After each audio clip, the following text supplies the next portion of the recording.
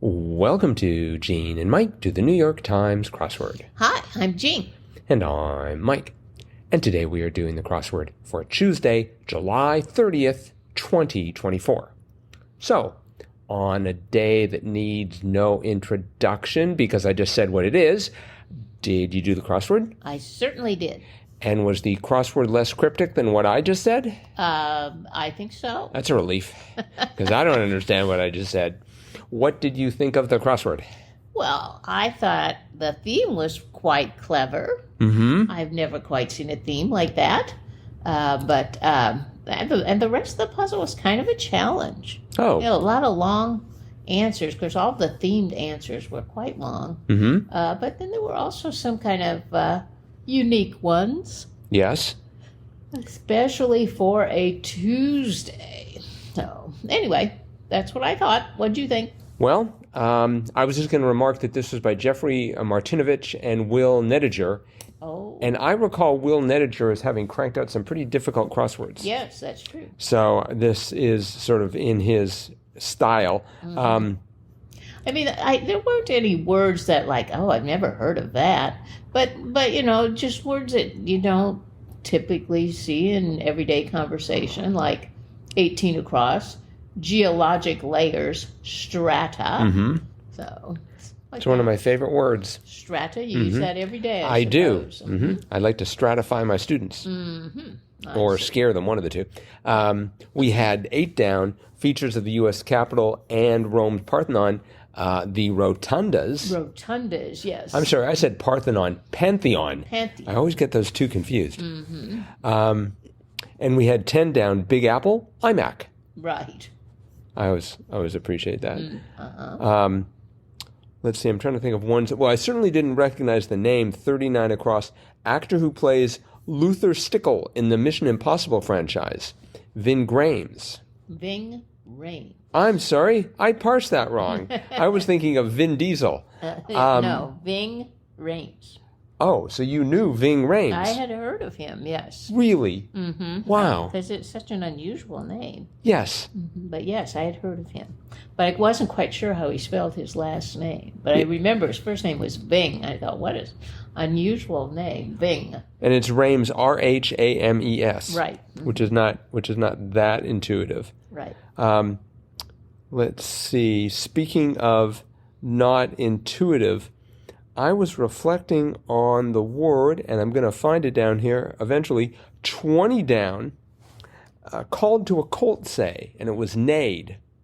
And I looked at that word and thought just about every single letter in that word is redundant. Neighed, E-I-G-H-E-D, the N at the start and the D at the beginning, and you could argue, well, there's no letter there that actually sounds like an A. No. None of those letters are doing what they're supposed to. Some are hiding in plain sight, and some are masquerading as others. I think they should arrest the word neighed for just I mean, they could have spelled it N-A-D-E? Or N-A-I. No, that might be neighed, yeah.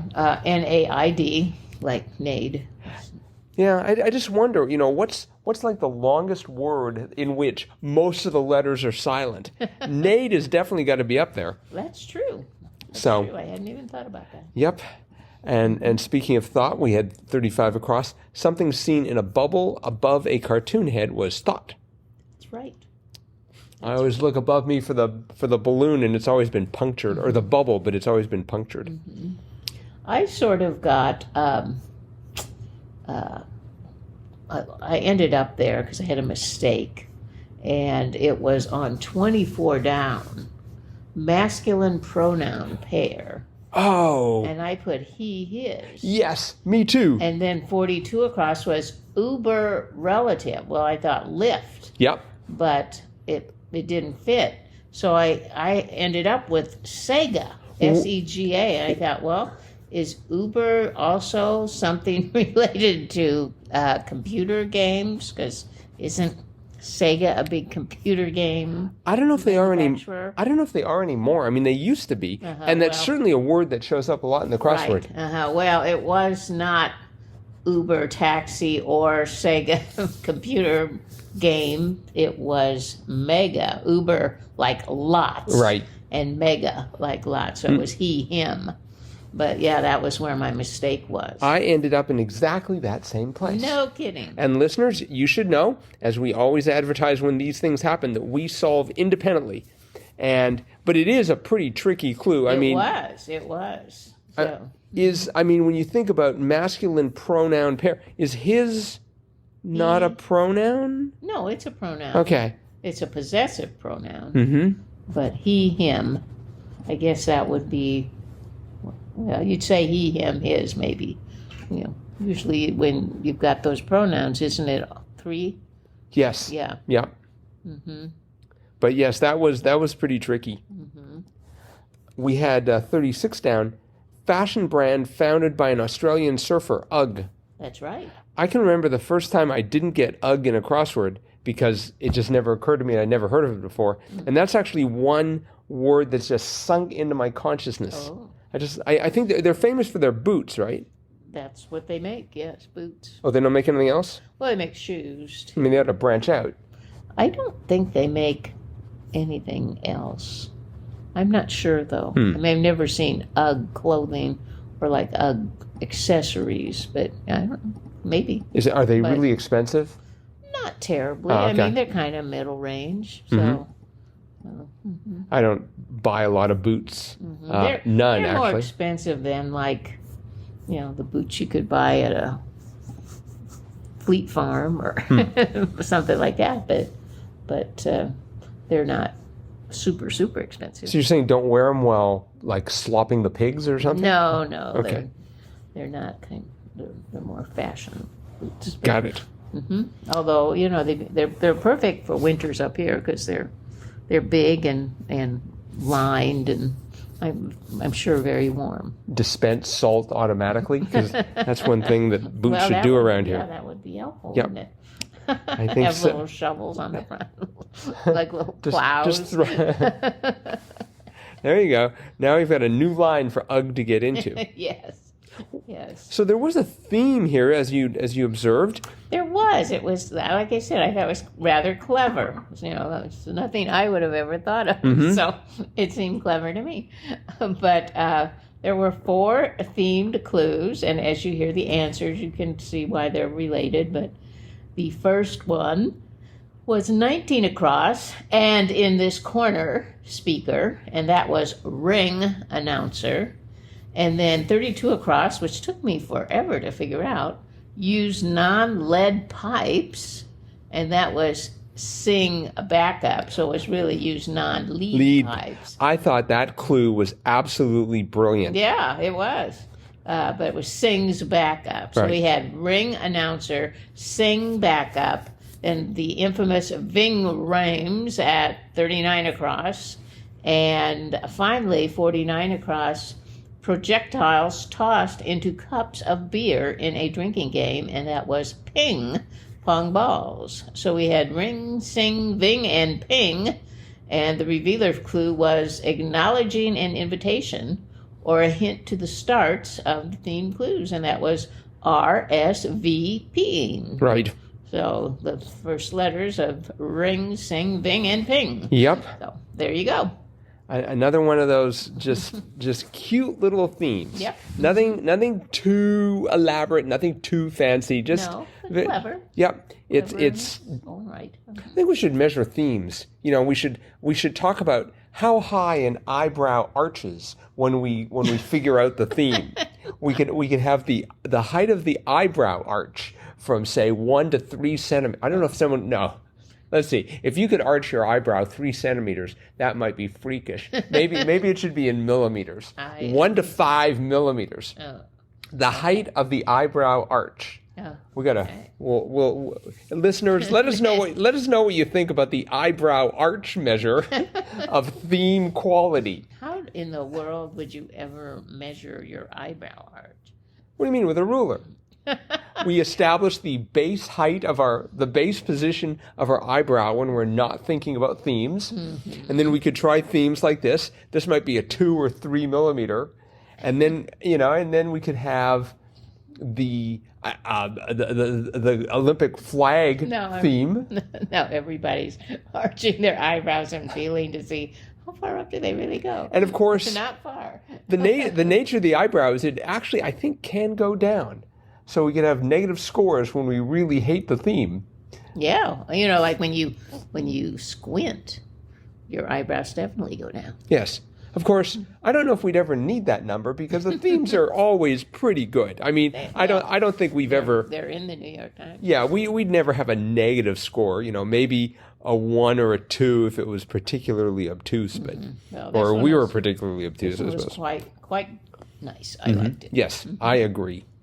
Trying to think if there are any other clues. There's not going to be a clue as good as non-lead pipes. Right. Let's see. I did like 44 down. Hart Memorial Trophy recipient for short. NHL MVP. That's right. I just like all those initialisms there. And right next to it, I had trouble with both these, 44 and 45 down. 45 down, yellow primrose, oxlip. You had trouble with oxlip? I did. I'm astonished. Because I was thinking, I got the ox, and I thought, ox eye, because, it used to be like every other puzzle way back when seemed to have the old ox eye. Every other puzzle? Whoa. Well, maybe not that often. But ox eye appeared quite a bit, like maybe several years ago. I think it had its run, yes. Yeah. Mm-hmm. Now we're into oxlip. No, I mean, it's not that. We had one oxlip. I mean, if you see, it'll be in tomorrow's puzzle, too. Okay, so or maybe Thursdays. Let's see. I'm gonna have a quick look here at our favorite website. That would be xwordinfo.com. Oxlip has shown up 27 times, so it's not every other crossword. No, but ox eye. Ox eye. That's okay. The one that seemed to be very frequent there. Yes. Like several years ago. Ox eye has shown up 61 times. But look at it, through the 2010s there and the early 2020s. It was You're right. Quite often. In about looks like 2009, it showed up 4 times. Then 2016, it showed up 4 times as well. So it did have. There was a lot of activity there, indeed. Yeah, and it's just such an unusual word, ox eye. Ox eye. That you remember it. I have my ox eye on you. Mm-hmm. Mm-hmm. Actually, I don't know how you'd use that in a sentence. Anyone missing an ox eye? That would certainly cause people to look. Let's see, 62 across. Dramatic salsa move. And I was thinking of eat it. But it turned out to be dip. Right. So I guess they're talking about a different kind of salsa. Dance. Yes. Mm-hmm. And let's see, 27 across, Morse code component was dash, and 63 across, Morse code component was dot. Right. So the dot and the dash are the written form, and then when you say them, it's da and dit, respectively. Yeah. Mm-hmm. So... all right. Well, we should wrap this up with some sort of a Morse code. Oh, I don't know Morse code. That's SOS. That's all I know. But it is now time for Triplet Tuesday. I'm sorry, I can't do Triplet Tuesday in Morse code either. That would be sort of amusing. In any event, yes, Triplet Tuesday. That part of the episode where one of us presents 3 clues in decreasing order of difficulty to the other. The answer to all 3 clues is one 3-letter answer, and the object is to guess that answer in as few clues as possible. We do it 3 times, hence the name Triplet Tuesday. Are you ready? I hope so. And listeners, if you're at home and want to participate, just get ready to hit the pause button after I have said the clue, ponder it, and then see if you can match what Gene comes up with. Okay. All right, here we go. First clue, chowderhead. Chowderhead? Correct. Chowderhead. Chowderhead. I don't even know what a chowderhead is. I'm assuming it's somebody who eats chowder, but maybe not. I don't know. Okay, moving right along. Carry with effort. carry with effort. A lug. Right. What's a chowderhead? A lug. Oh. And the third one was blank nut wheel fastener. Would you have gotten that one too? I think so, yes. Yeah, I think that was a little bit on the easy side. Let's see if we can make you work harder for your money here. Crossword. Crossword.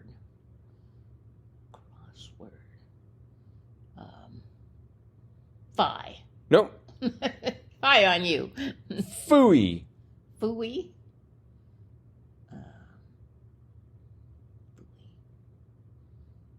Drat. That's too many letters. That's too many letters. Arg. Nope. Blank humbug. Bah. Right. Well done. Thank you. Got it on 3. Listeners, hope you're doing well as well. Okay, let's see. Question for Poirot. Question for Poirot. Poirot. Poirot. K. No. Oh. Telephone interrogatory. Telephone what? Interrogatory. Who? Yes. Nicely done. And the third one was first baseman in a classic comedy routine. Who's on first? Yep. Now, would you've gotten that? I'm sure you would have gotten that one. Yes, I would have. Right, okay. Yep. All right, well done. So 2, 3, and 2. Bravo. Thank you. Take a bow. Oh, I do my best. I'm raising my eyebrows in salute. How many milliliters? No milliliters, just millimeters. How many millimeters? I would say 2.5. Oh, wow. Yep. I don't know if I should be impressed or not. The fact that I can measure my eyebrow to 0.5 millimeter is a pretty astonishing thing. All right. Well, that's it for today. Listeners, if you participated in this, let us know how you did. crosswordpodcast@icloud.com. Yep. And remember, we always love feedback, so feel free to use that same email, or you can just click on the links where it says send feedback. Otherwise, that's it for today. We'll be back again with our cutting-edge analysis of tomorrow's crossword tomorrow. Bye-bye.